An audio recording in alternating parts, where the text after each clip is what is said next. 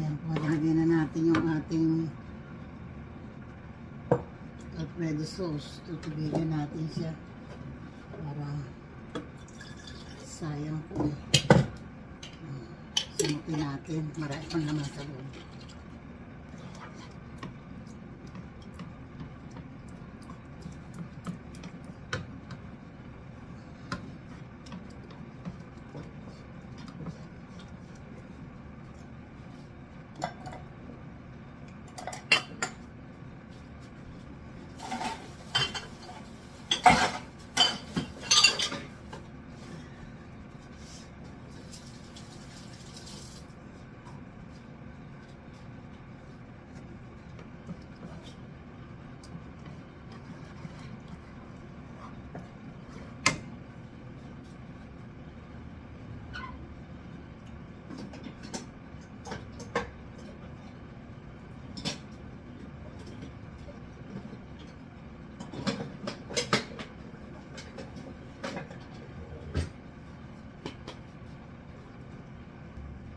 Yan po, nilagay na natin ang ating ham tsaka yung chicken.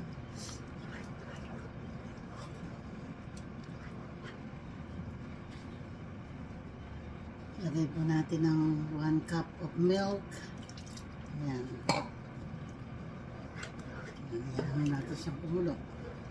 Ay, ito po pala yung isang ano.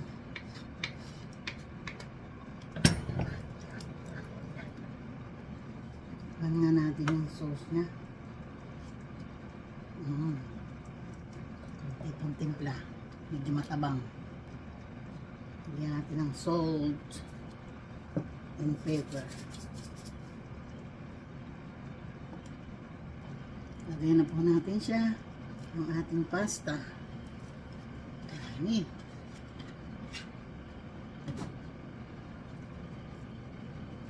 Mixing lang natin siya. Ayan po. Ito na po siya.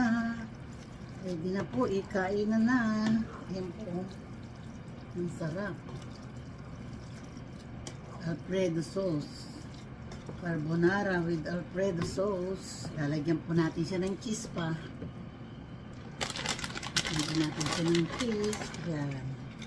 Yummy. Oh, sarap. Sarap po niya. Ang daming cheese. Ayan, luto na po siya.